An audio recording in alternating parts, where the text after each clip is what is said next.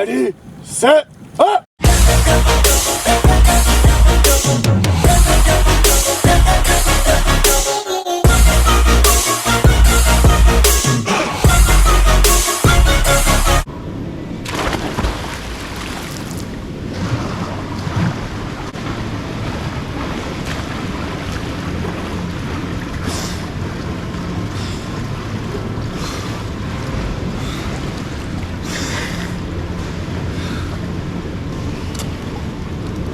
Just finished my warm-up, 4 lengths, and the workout is going to be 2 times 150 meters. So that's there and back 3 times every 4 minutes, and then after 2 sets of that, I'll do 4 times 100 meters on 4 minutes, so there and back twice. 150 meters there and back 3 times every 4 minutes. I'm gonna start the watch now and go. So if you don't understand what I mean by every 4 minutes, basically it just means you start the watch for 4 minutes, you do the 150, and however long that takes you, the rest of the 4 minutes that's left is your rest. So like, say I finish it in 2 minutes, well I only have 2 minutes left of rest. I have 2 minute rest since I finished the 150 around 2 minutes. Not really pushing these 100%, but pushing them 90, 85, 90. 30 seconds, there and back 3 times. You know, obviously I'm not the greatest swimmer. We just use it for cross training, for paddling. So, you know, you swimmers out there, you can hear these times and probably make fun of them, you know, but you gotta remember, I'm gonna do this like twice a week. I'm not, you know, it's not really my number one priority, but so they're not the fastest times. Finish that around 2 minutes again. 300 distance total so far. So now, since I just finished the 2 times 150, now I'm gonna do the 4 times 100. So it's only there and back twice. I'm gonna go in 5 seconds, 100 meters.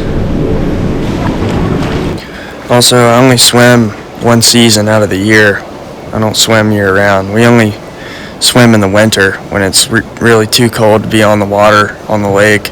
So, like I said, it's more of an off-season cross-training type deal. But I really enjoy it. So I finished 1:20. So I have like 2.5 minutes of rest. Got 3 more 100s left. Let's do it. Now I'm on my second 100, and I have 3 left.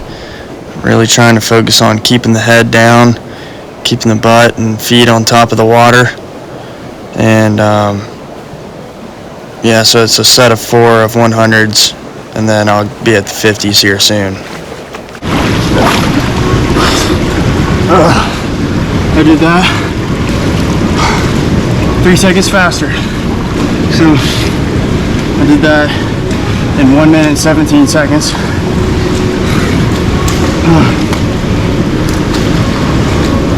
So we're gonna try to stick around that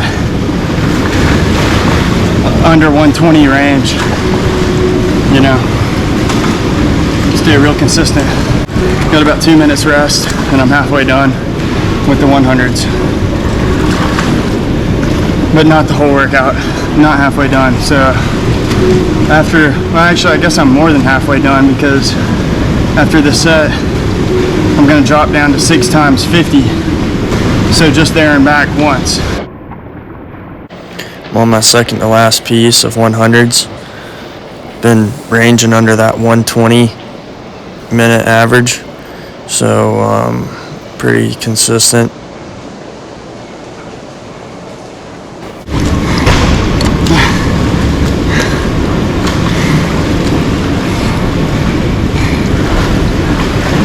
Did that one in 1 minute and 19 seconds. I'm gonna try to stay under 120. 5 seconds for the last 100. Gonna push it pretty hard.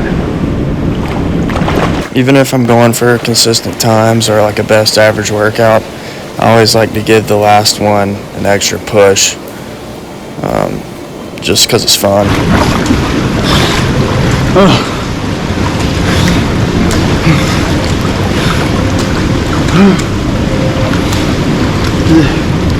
116. So it was the fastest one yet.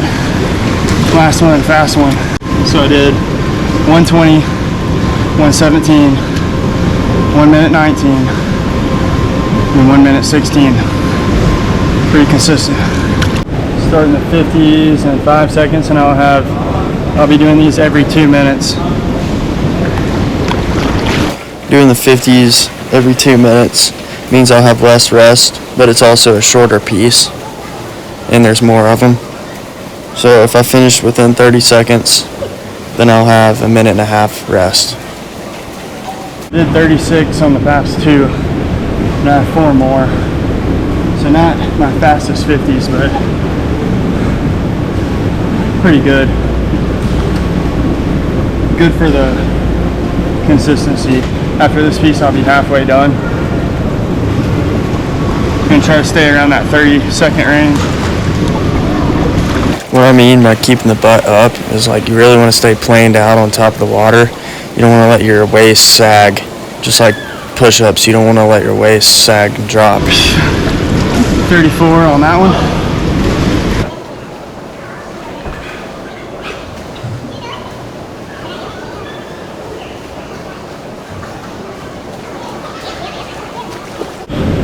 Did 33 seconds on that one.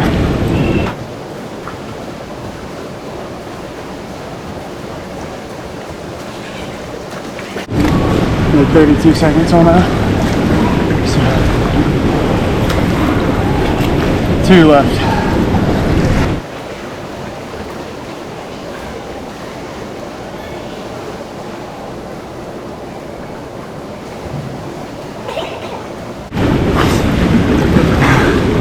"32 seconds. Last piece to go.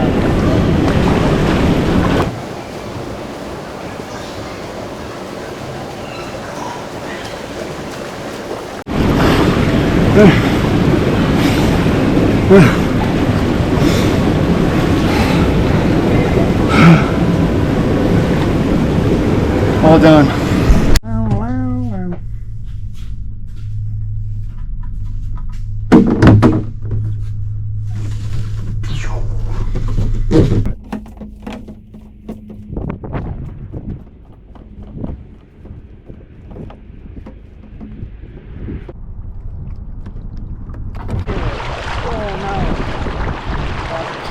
After swimming in the morning, have the afternoon paddle session.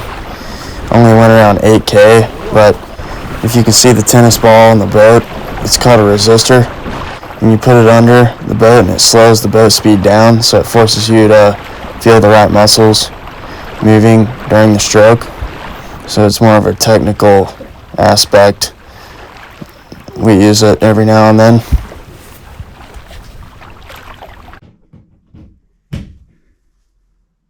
Can't tell.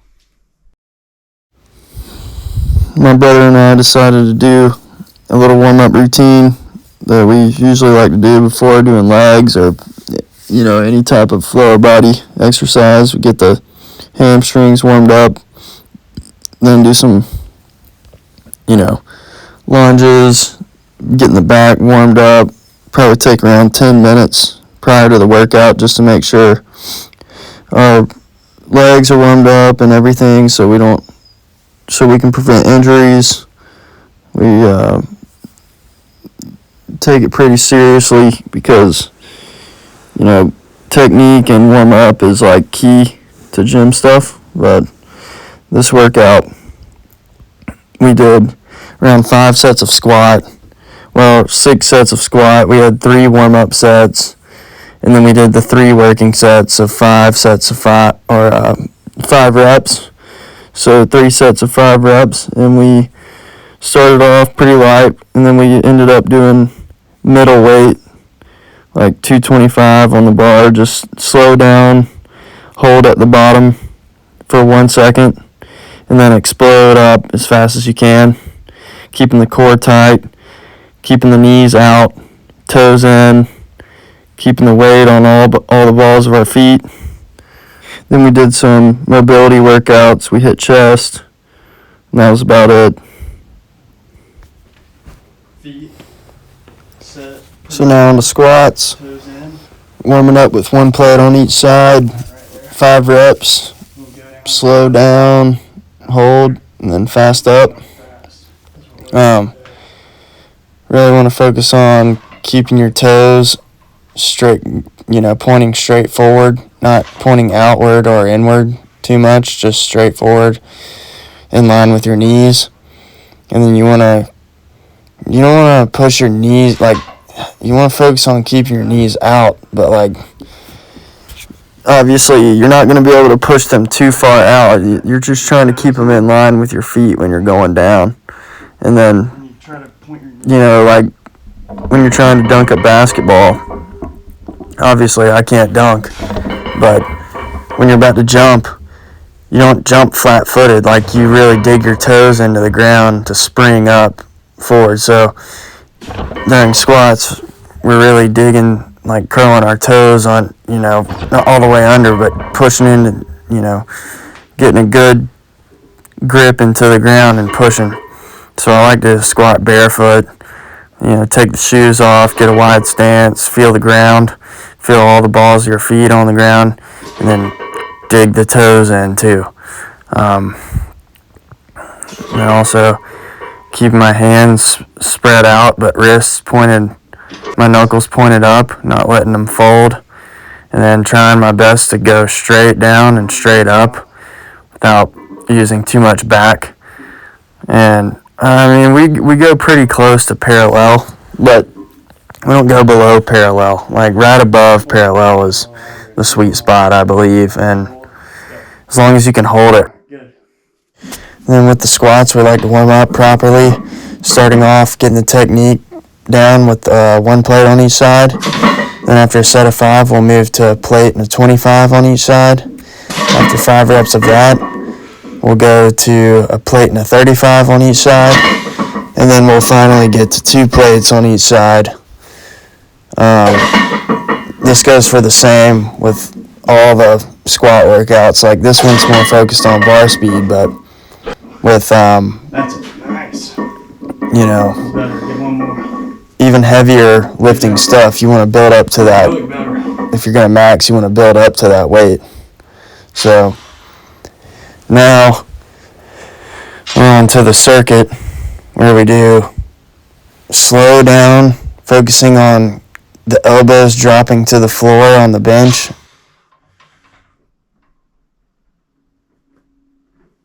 Controlling the bar down right above the chest and holding for a second or two, and then exploding up.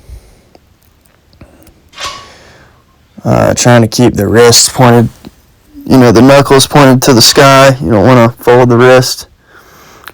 And then we did some hip flexor exercises. So this is, do about 3 sets all the way across with both feet, going over the dumbbell. One set is going over to the other side, then back. So that'd be 1. Controlling it nice and slow. Strengthen those hip flexors so you can get good, better squat technique. Like I said, with keeping the knees out, it'll strengthen the hips for that. And then also doing the single leg RDLs, as you just saw. But now I'm onto the bench. Again, just really trying to keep my back flat against the bench, not raising it up. You'll see, like, thrusts and stuff. I'm really not trying to thrust my hips up. I'm trying to keep it grounded, keeping the core tight, using my whole body to explode it up. It's not really heavy weight, but when you control it down slowly and hold, it's not easy. it gets you pretty pumped. And with the single leg RDLs, you know, we're working the backside, the hamstrings, also there's some slight hip mobility in that with closing off the hip, not letting it open up, keeping the core tight. So it's core, hamstrings, ankles. Your ankles actually burn